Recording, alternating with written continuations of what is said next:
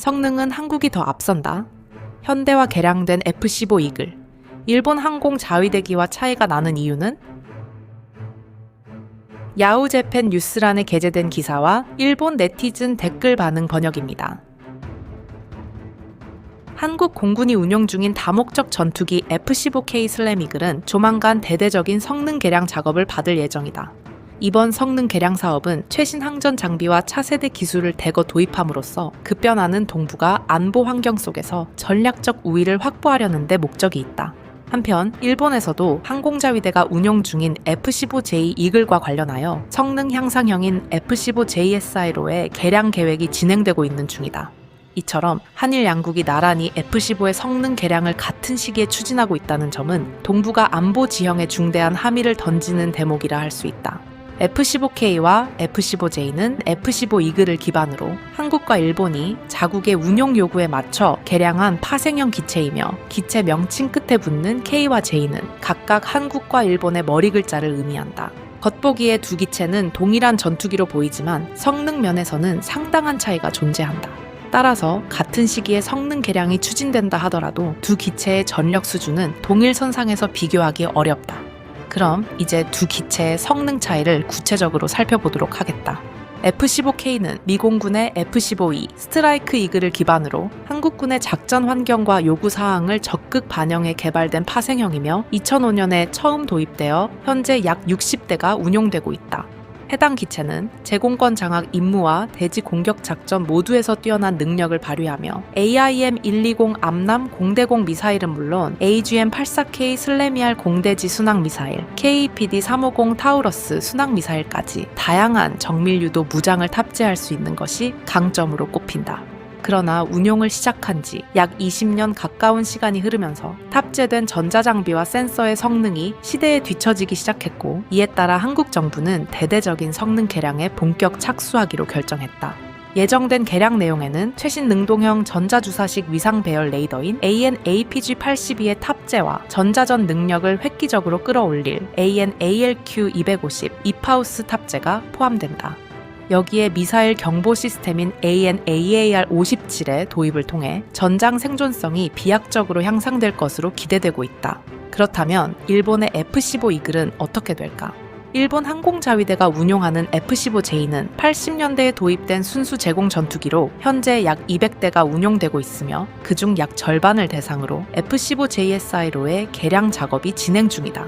개량 작업의 핵심 내용은 콕핏의 완전 디지털화와 AN/APG-82 레이더의 탑재, 전자전 생존성을 강화하는 이파우스 및 미사일 경보 시스템 AN/AAR-57의 도입이다. 특히 주목할 점은 이번 개량을 통해 F-15J는 단순한 공대공 전투기에 그치지 않고 정밀 공대지 타격 능력까지 부여받게 된다는 점이다. 이처럼 한일 양국의 F-15 성능 개량 계획은 상당히 유사한 방향성을 보이고 있다. 양국 모두 최신형 A사 레이더인 AN/APG-82를 채택했으며 전자전 생존성을 대폭 강화하는 이파우스 역시 양국 모두 탑재를 추진 중이다. 항공기에 장착되는 전자장비, 즉 아비오닉스 분야에 있어서는 양국의 기체가 동등한 수준의 능력을 갖추게 될 것으로 보인다.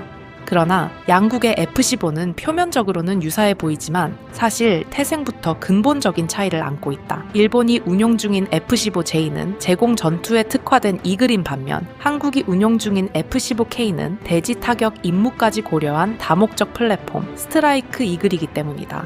특히 F-15K는 복좌형 기체로 후방 좌석에 무장 통제사가 탑승하여 복잡한 전장 임무를 효율적으로 수행할 수 있도록 설계되었다. 반면 F-15J는 단좌형 기체로 모든 조작을 단 한 명의 조종사가 전담한다. 이러한 차이는 다목적 임무 대응력에서 F-15K가 명백한 우위를 갖는다는 것을 의미한다. 또한 F-15K는 F110G129 엔진을 채택하여 F-15J가 장착한 엔진보다 약 30% 더 높은 추력을 발휘한다.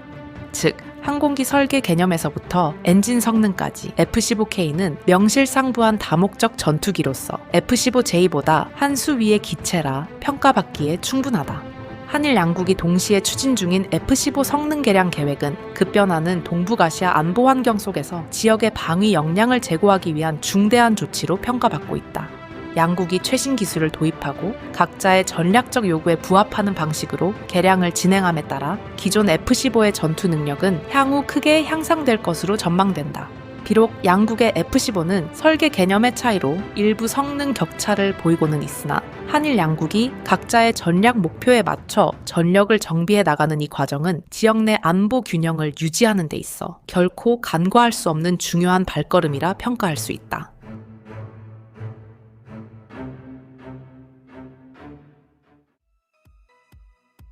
일본도 정신 차려야지. 다른 나라에 기술적으로 밀리고 있다면 일본의 미래는 기대할 수 없잖아. 일본도 스트라이크 이글을 도입했으면 좋겠다. 그보다 개량이 불가능한 기체가 절반이나 된다는 건 너무 큰 손실이다. 현재 기존 기체의 성능 개량에 있어서는 각국 모두 유사한 방식으로 접근하고 있는 것이 사실이다. 굳이 차이를 꼽자면 항전 장비의 성능 수준을 고급, 중급, 보급형 중 어느 수준으로 맞추느냐 정도에 지나지 않는다. F-15에 관해서 말하자면 기사에서도 언급된 바와 같이 제2형의 기반이 된 C형은 제공 전투 성능 면에서 F-15 계열 중 최고봉에 위치한 기체다. 반면 K형은 2형을 개량한 전투 폭격기형으로 배치 시기도 C형보다 늦은 만큼 다양한 개량이 반영되어 있어 제공 전투 이외의 면에서는 C형을 상회하는 성능을 보인다. 일본의 국시인 전수 방위의 관점에서 보면 이런 차이는 별로 문제되지 않지만 최근 부상하고 있는 적기지 공격 능력이라는 측면에서 보면 제2형은 K형에 비해 열세라고 할 수 있다. 그래서 그런 공격 능력 같은 거에 반응하는 네티즌의 시선에선 K형이 더 낫다고 생각하는 게 당연한 흐름인데 정작 이런 논쟁을 좋아하는 사람들일수록 우열 따윈 없다와 같은 말을 하더라. 물론 제2형이 K형보다 낫다고까지 말하는 사람은 거의 없을 것이다. F-15K는 비교적 최근에 도입된 기체이므로 성능이 높은 것은 어찌 보면 당연한 일이다. 하지만 그와는 별개로 운용률은 다른 문제이므로 이 점 역시 고려해야 할 것이다. 아무리 좋은 전투기가 있어도 제대로 못 굴리면 말짱 도루묵이니까.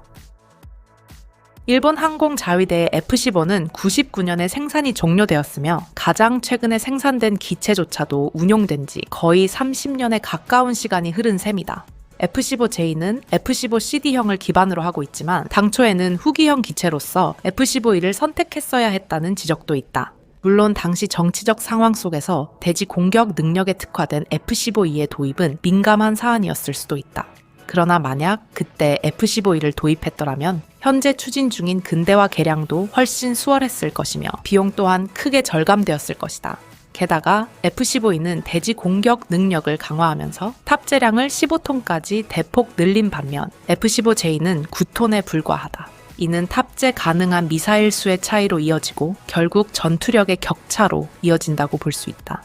F-15E를 기반으로 한 F-15K를 상대로 한다면 F-15J가 밀릴 수밖에 없는 구조다. F-15J는 제공 전투기로서는 이미 수명이 다 됐고 이제 스탠드오프 미사일을 나르는 운반책이라는 최후의 임무가 부여된 만큼 전투기로서의 우열을 따지는 건 큰 의미가 없다고 본다. 미사일 운반 역할만 제대로 수행할 수 있다면 그걸로 충분하다고 볼 수 있다.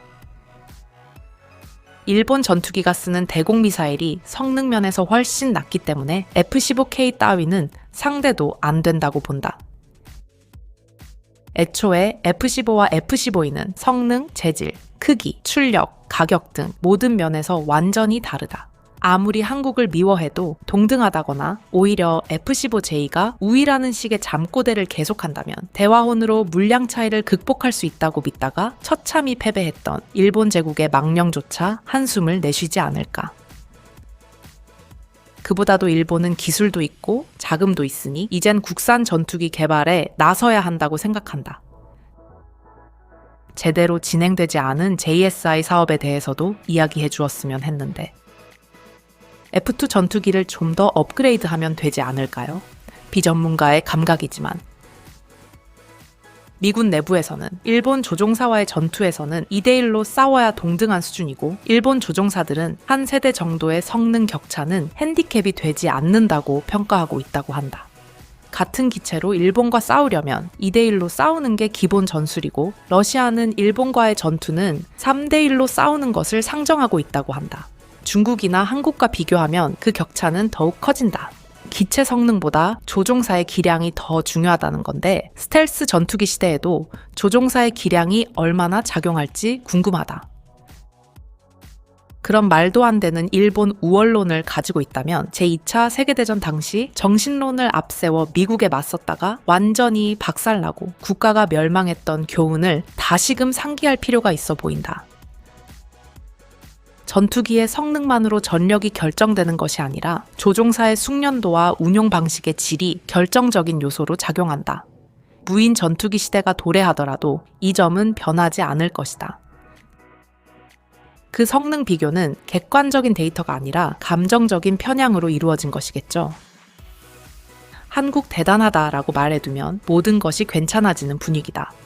그런데 실제로 한국 전투기의 가동률은 어느 정도일까? 보유 기체 가운데 즉각 투입이 가능한 기체가 얼마나 되는지 묻고 싶어지는데, 정말 일본이 위에 있어야만 속이 시원한 사람들 뿐이네요. 이렇게 맹목적인 사람들이 많은데 앞으로의 일본은 괜찮을까요?